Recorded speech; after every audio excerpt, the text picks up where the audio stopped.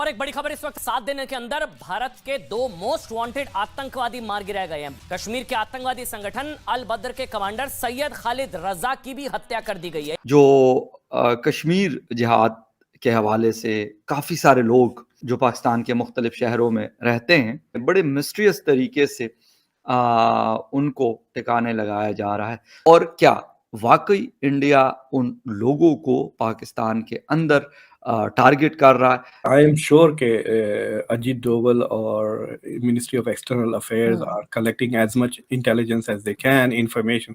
गुज़िश्ता एक हफ्ते में ये दूसरा और गुज़िश्ता एक साल में ऐसा 5वां वाक़या है जिसमें अहम कश्मीरी जिहादी तंजीमों के मौजूदा और साबिक कमांडरों को नामालूम हमलावरों ने हदबी निशाना।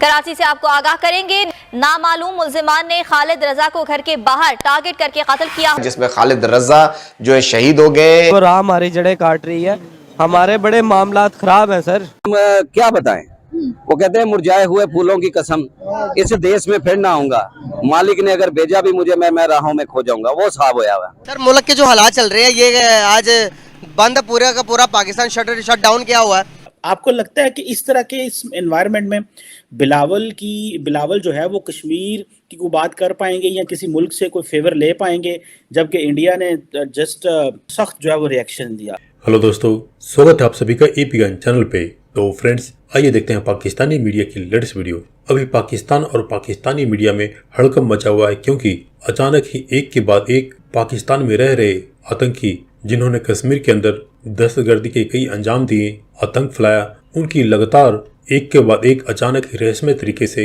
मारे जाने की खबर आ रही है। आपको याद होगा कि अभी कुछ दिन पहले ही हिजबुल के टॉप कमांडर, जो कि पाकिस्तान में रह रहा था, उसको गोली मार करके हत्या कर दी गई थी। और अभी जो लेटेस्ट खबर आ रही है कि कराची से कश्मीर का एक आतंकी ग्रुप अल बदर का कमांडर को भी रहस्यमय तरीके से गोली मार कर हत्या कर दी गई है। और नोट करने वाली बात यह है कि पिछले एक साल में पाकिस्तान के अंदर 5 ऐसे लोगों को मारा गया है जो कि कश्मीर के अंदर आतंकी गतिविधियों में लिप्त थे। अब एक के बाद एक इन कश्मीर से जुड़े आतंकियों के कमांडर का मारा जाना पाकिस्तान में हड़कंप मचा हुआ है। और खबर की माने तो इसमें भारत यानी रॉ का हाथ बता रहे हैं। अब इसमें कितनी सच्चाई है ये तो समय बताएगा, लेकिन रॉ के नाम से पाक में बैठे आतंकियों के अंदर अब दहशत फैल चुकी है।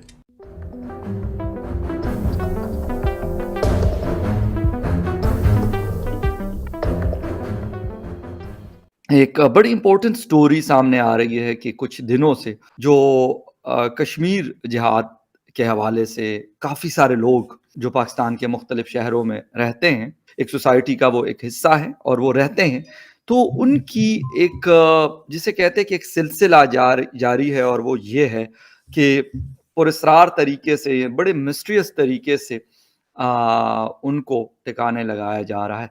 कौन इस चीज़ के पीछे है? और अभी के जो वाक़यात 2 हुए हैं, एक कराची में एक रावलपिंडी में, इस हवाले से मुख्तलिफ बातें हो रही है। जिम्मेदारी, रिस्पॉन्सिबिलिटी जिन्होंने क्लेम की कराची वाले की सिंधु देश ने, और क्या वाकई इंडिया उन लोगों को पाकिस्तान के अंदर टारगेट कर रहा है जिनको पता है कि ये लोग इन्वॉल्व रहे हैं इंडियन कश्मीर में। अगर अभी मैं बात करूं तो 3 बड़े इंपॉर्टेंट चीज़ें हुई हैं।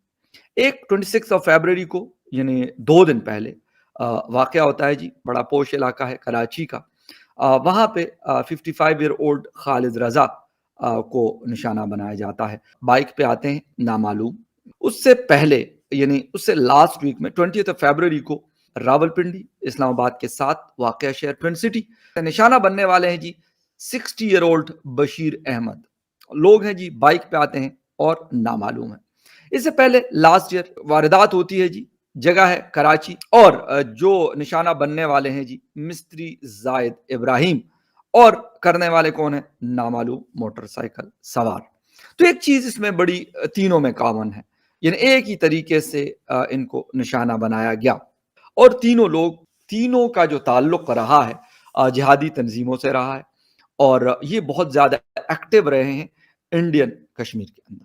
सैयद खालिद रजा इंडिया के ज़र इंतज़ाम कश्मीर में इंडियन अफवाज के खिलाफ 1990 में अल बदर मुजाहिदीन नामी तंजीम के सरकर्दा रहनुमा रहे थे, जिन्होंने इनको निशाना बनाया है वो नामालूम है, लेकिन इनकी तंजीमें और इनकी जो करीबी रफ़का हैं यानी इनके लोग हैं वो इशारों में ये बात बता रहे हैं और ये इल्ज़ाम वो इंडिया के सर पे लगा रहे हैं।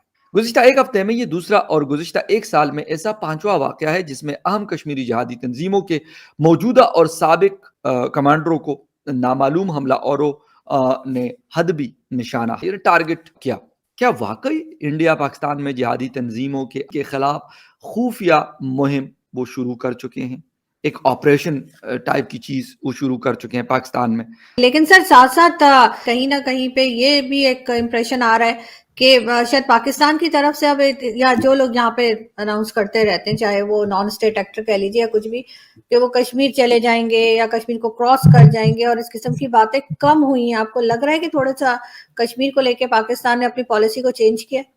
देखिए, जो बाजवा साहब के पास से जो लीक्स आ रहे हैं तो उससे साफ जाहिर हो रहा कि he was interested in ending this whole Kashmir वाला चक्कर। बट जो आपके नए मुनीर साहब हैं उनके पास है तो he is become like a black hole, कुछ पता ही नहीं उनकी क्या है विजन। ना तो IMF के उसमें वो इंटरफियर कर रहे हैं, I mean he seems to be disconnected ना।